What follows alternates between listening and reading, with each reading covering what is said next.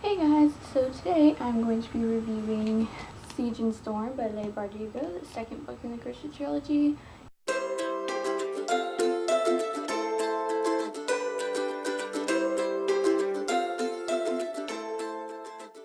I don't actually have a video up for the first book because I started this as soon as I finished the first one.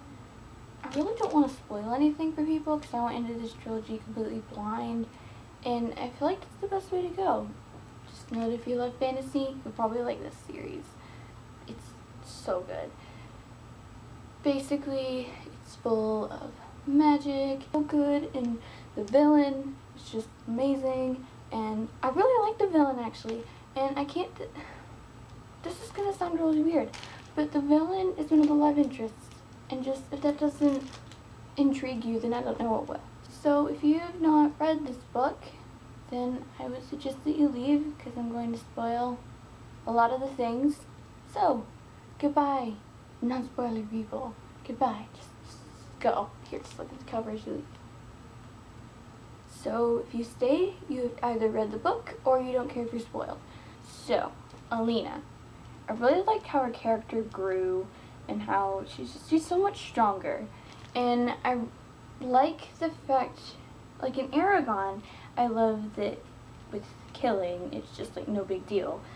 I think in this series, Alina is willing to kill, but she won't just do it haphazardly. And she sees individual people and she thinks about the individuals and the people that have died for her cause. So that's interesting. Okay, there's Alina, but it's spelled funny. So there's Bagra, Mal, I like Mal, I can say his name, Nikolai, but there's some names in here that I just cannot pronounce for the life of me, whether they be like place names or people's names. Like, is it Genya or Genya? I don't know. I kept saying Genya in my head, and I was like, wait a minute, no, that's a G, it's probably Genya, but I don't know. And this is what? David! That's his name. It was a G name. Yeah. Anyway, I really liked his character and how I got to see more of him, because like in the first book, it was just kind of like, yeah, he's there, and he knew that Genya liked him, but that was it. And I really liked how we got to see more of them, and like Zoya, I'm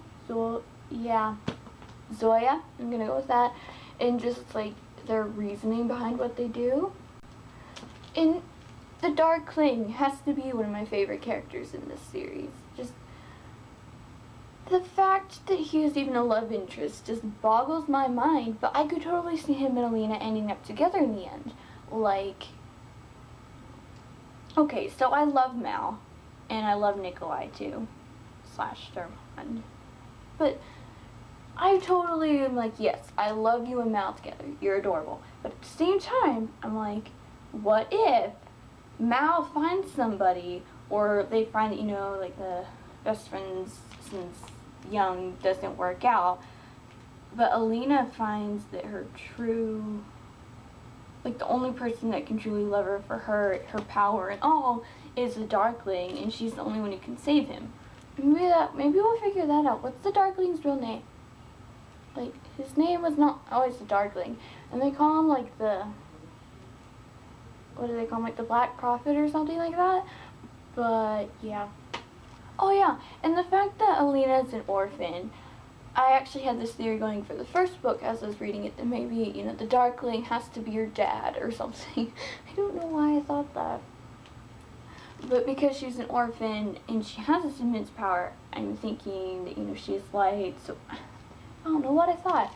But, like, I had this theory that somehow the Darkling was related to her, or was a sibling or something, because we don't know who her parents are.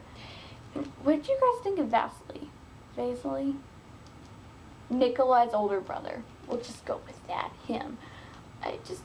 The arrogance of the boy-man thing. You never knew his age, so, you know.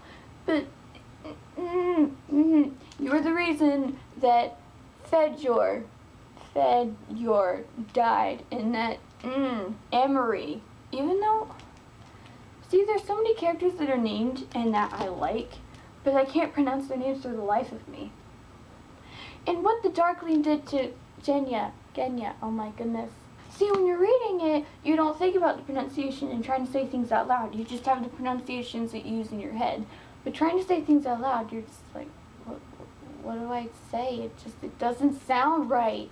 Oh, no, okay. So, Alina and Mal fight, and I'm totally thinking, okay, yeah, there has to be drama somewhere in the romance.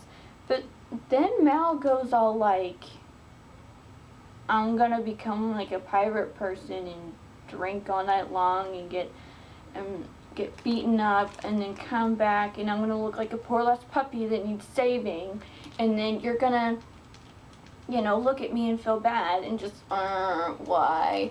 But at the same time I was thinking, is this what would happen to Mal, or is this what happens to Mal when Alina's not around? Like, is this his regular day-to-day life?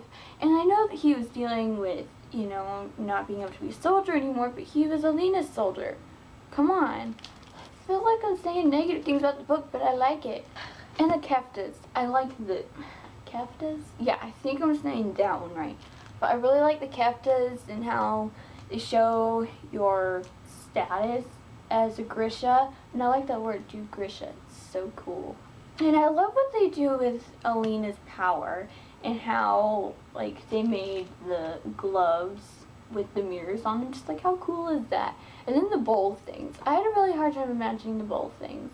They're really cool. I hate how the shadow thingies were able to break them so fast. It's like I wanted to see them in action more. But that battle, though. Okay, reading this final battle was like reading that battle in Prince Caspian when they lose all the Narnians in that castle, you know? And it's just like all hopeless. And it was awful, yet amazing, because then the Darkling comes and Alina almost sacrifices her life, but then Mal won't let her. And this, on one hand, I'm thinking, yeah, that would have defeated the Darkling, but then you're left with all the government stuff, and then the Sun Summoner would have been dead.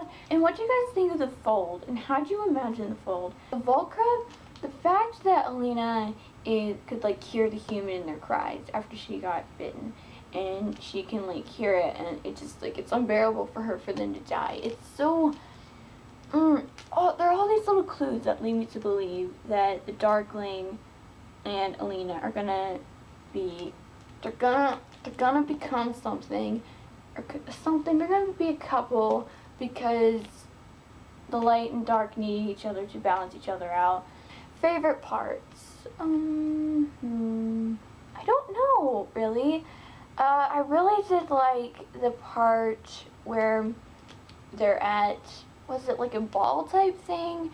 And they had Alina dressed up as like a fortune teller. And I don't know, it was just sweet to see Matt and Alina go off to a party. And I knew something bad was going to come out of it. But, you know, the part where they were just having fun and, like, giving these rich people really bad fortunes was great. Are you okay? No, I'm not actually. This book is ruining my life, but you didn't need to know that. Oh, and the Firebird. Do you think he'll actually be where they think he is? I don't know. I have so many questions, and so many things are left unanswered, and I need the third book. If you like what you see, click the thumbs up button and subscribe. And as I was doing earlier, just do what you will with the buttons. Just do what you will. That's all for me, and I will talk to you guys next time.